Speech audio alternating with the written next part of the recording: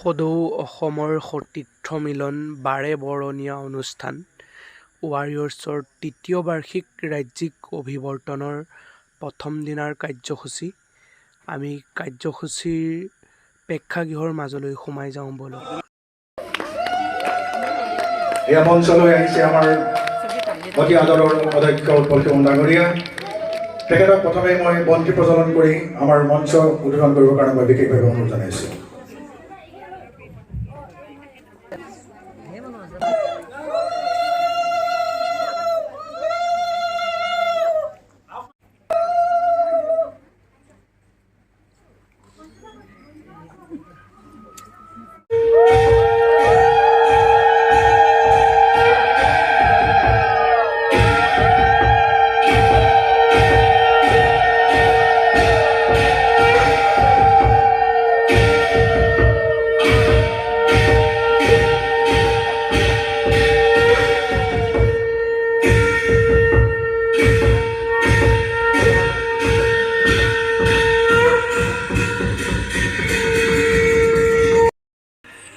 আমি বছৰত ফুলা এপাহ ফুলৰ দৰে যি নেকি এবছৰত আমি অক্টোবৰ মাহতে ফুলো, আমি সকলোকে আমি লগ পাওঁ। মোৰ শ্ৰদ্ধাৰ ৱাৰিয়ৰ্ছৰ অসমৰ বিভিন্ন জিলাৰ পৰা আজি এই প্ৰেক্ষাগৃহত তৃতীয় বাৰ্ষিক ৰাজ্যিক অধিৱেশনৰ প্ৰেক্ষাগৃহত আসনত উপবিষ্ট শ্ৰদ্ধাৰ বিভিন্ন জিলাৰ আঞ্চলিক সতীৰ্থসকল, শ্ৰদ্ধাৰ তৃতীয় বাৰ্ষিক উদযাপন সমিতিৰ কামৰূপ মেট্ৰ' সমিতি তথা উদযাপন সমিতি, শ্ৰদ্ধাৰ ৰাজ্যিক উপাধ্যক্ষ প্ৰমুখ্যে সমূহ বিষয়ববীয়াসকল আৰু মূৰ্তি শ্ৰদ্ধাৰ অক্লান্ত যোদ্ধাসকল, আমাৰ সকলোৰে কাৰণে আজি এটা সুখৰ দিন। কাৰণ এটি কণমানি ফুল, আমি এজোপা ফুল গছ মাত্ৰ ৰুইছিলোঁ, এজোপা গছ, আৰু সেই গছজোপা আপোনালোকে আকাশৰ পৰা যি ধৰণে আশীষ নামি আহে, ঈশ্বৰৰ আশীষৰ দৰে আপোনালোক আহি সেই গছজোপা প্ৰতিপালিত কৰি আজি অকণমানি গছজোপা আজি বটবৃক্ষলৈ পৰিণত কৰিলে, যাৰ নাম ৱাৰিয়ৰ্ছ। আৰু ইমান সহজ কথা নহয়। এটা নিৰ্দিষ্ট গতিত, যিটো গতিত ষ্টাৰ্ট হ'ল, সেই গতিতে আজি 3 বছৰ ধৰি পেলাই অক্লান্তভাৱে অগ্ৰগতি হৈ থকা, আগবাঢ়ি গৈ থকা ইমান সহজ নহয়, যিটো আপোনালোকে কৰি দেখুৱাইছে। আৰু যাৰ ফলত এই 3 বছৰত, মাত্ৰ 3টা বছৰত অসমৰ 27খন জিলাত আজি হাজাৰ হাজাৰ সতীৰ্থৰে এখন মঞ্চ তৈয়াৰ কৰিলে আপোনালোকে, এটি পৰিয়ালৰ জন্ম দিলে আপোনালোকে, আৰু তাৰ ফলশ্ৰুতিত আজি আমাৰ সগৌৰৱে 3টা বৰ্ষ আমি অতিক্ৰম কৰিলোঁ। আৰু আপোনালোকে সকলোৱে জানে যে এটা NGOৰ 3 বছৰটো হ'ল এটা খুব চেলেঞ্জিং পিৰিয়ড হয়। 3 বছৰতে এটা NGO ধ্বংস হয়, 3 বছৰতে এটা সংস্থা যদি ৰখি গ'ল, সিও আগবাঢ়ি গ'ল। কাৰণ এটা সংস্থাক 3 বছৰ চৰকাৰেও চাই, বিভিন্ন বিষয় যিবিলাক গভৰ্ণমেণ্ট বিষয় আছে, সকলোৱে 3 বছৰ চাই যে তেওঁলোকে কি কাম কৰি আছে, 3 বছৰ চলিব পাৰিবনে নোৱাৰে। কিন্তু আপোনালোকে গিয়াৰ 1 গিয়াৰ যদি আৰম্ভ কৰিছিলে 2020ত, এতিয়া 5th গিয়াৰ লগাই গাড়ী ফুল স্পীডত দৌৰাই আছে। অকণো বহি যোৱা নাই, যেতিয়া গ্ৰাফডাল একদম ঊৰ্ধ্বমুখী। আৰু ইয়াৰ কাৰণে আপোনালোক আচলতে গোটেই ক্ৰেডিট আপোনালোকৰ। আৰু আমাৰ যিসকলে উপস্থিত আছে, যিসকল এতিয়াও আহি পোৱাহি নাই, যিসকল অহা কাইলৈ আহিব, যিসকল ঘৰত আছে, সকলোৰে কথা কৈছোঁ। তেখেতসকলৰ প্ৰতিগৰাকী ব্যক্তিৰ সময়, শ্ৰম, ঘাম, ৰক্ত, অৰ্থ, গোটেই বস্তুখিনি ইয়াত একত্ৰ কৰি সাৰ জাবৰ সকলো ইয়াত যুগুতাই এই গছজোপা আজি এনেকুৱাকৈ বিস্তৃত কৰি পেলাই, এনেকুৱা জোপোহা কৰি পেলালে, য'ত নেকি আজি আৰ্তজনে ইয়াৰ তলত নিৰ্ভয় আশ্ৰয় ল'ব পাৰে। ৱাৰিয়ৰ্ছক লগাই দিম, ৱাৰিয়ৰ্ছক মাতি দিম, ৱাৰিয়ৰ্ছক কৈ দিম, এই শব্দটো কোৱাৰ লগে লগে অসামাজিক চক্ৰৰ বুকু কবি যায় ৱাৰিয়ৰ্ছক ক'ব।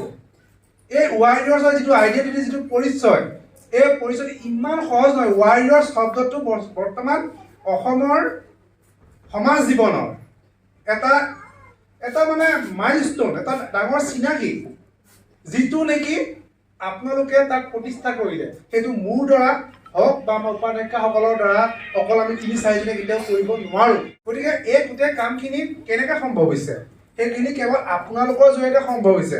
গতিকে এই যে ৩ বছৰ অতিক্ৰম কৰিলে, সকলো ক্ৰেডিট আপোনালোকৰ। আপোনালোকৰ সংগঠন, আপোনালোকৰ NGO, আপোনালোকৰ এই সকলো।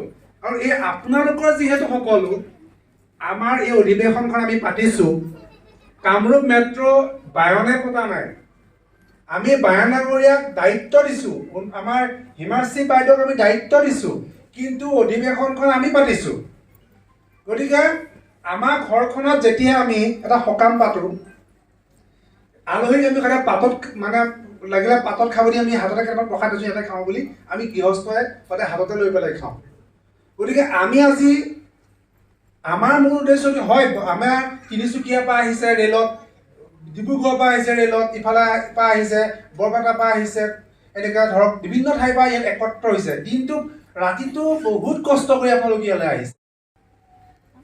ইতিমধ্যে আমাৰ সভানেত্ৰী বাইদেৱে আসন গ্ৰহণ কৰিছে।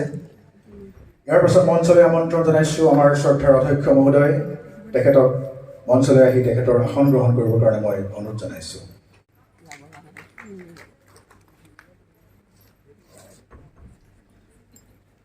ইয়াৰ পাছতেই উপাধ্যক্ষা মহোদয়া শ্ৰদ্ধাৰ ৰিংকু ৰাগিনী বাইদেউক মঞ্চলৈ আহিবৰ কাৰণে মই অনুৰোধ জনাইছোঁ। ইয়াৰ পাছতেই আমাৰ অন্য এগৰাকী উপাধ্যক্ষা মহোদয়া পম্পী দাস বাইদেউক মঞ্চলৈ আহিবৰ কাৰণে অনুৰোধ জনাইছোঁ।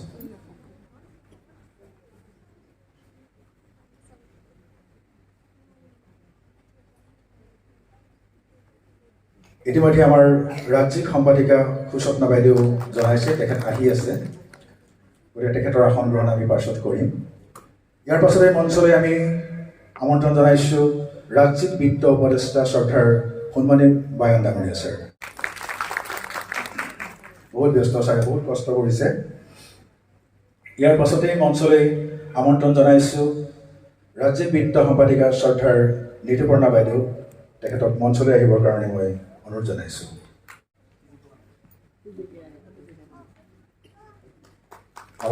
আমাৰ সন্মানীয় অধ্যক্ষ মহোদয়ক এখনি ফুলাম গামোচাৰে সন্মান জনাবৰ কাৰণে মই নিজৰা চেতিয়া বাইদেউক মই অনুৰোধ জনাইছোঁ।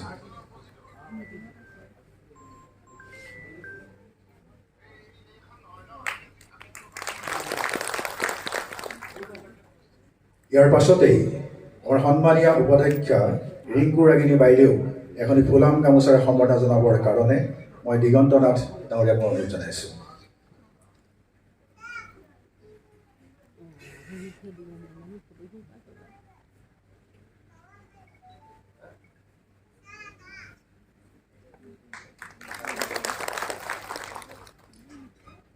ইয়াৰ পাছতেই আমাৰ অন্য এগৰাকী সন্মানীয় উপাধ্যক্ষা শ্ৰদ্ধেয় পম্পী দাস বাইদেউ এখনি ফুলাম গামোচাৰে সম্বৰ্ধনা জনাবৰ কাৰণে মই হৰেণ ডেকা ডাঙৰীয়াক মই অনুৰোধ জনাইছোঁ।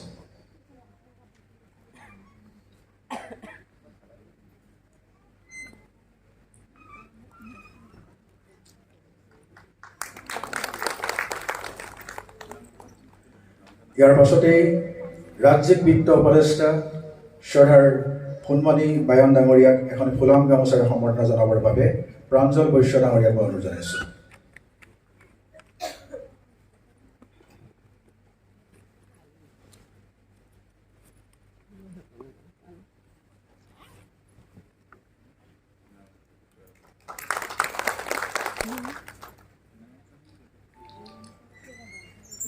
ইয়াৰ পাছতেই ৰাজ্যিক বিত্ত সম্পাদিকা মই নীতিপৰ্ণা শৰ্মা বাইদেউক এখন ফুলাম গামোচাৰে আদৰণি জনাবৰ কাৰণে মই কংকনা বাইদেউক মই অনুৰোধ জনাইছোঁ।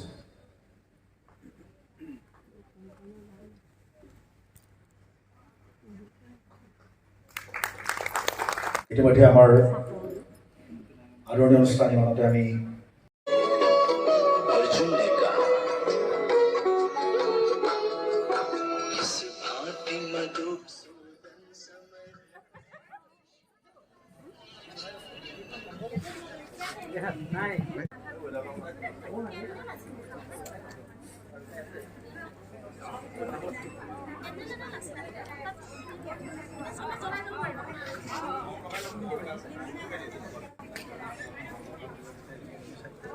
ঠিক আছে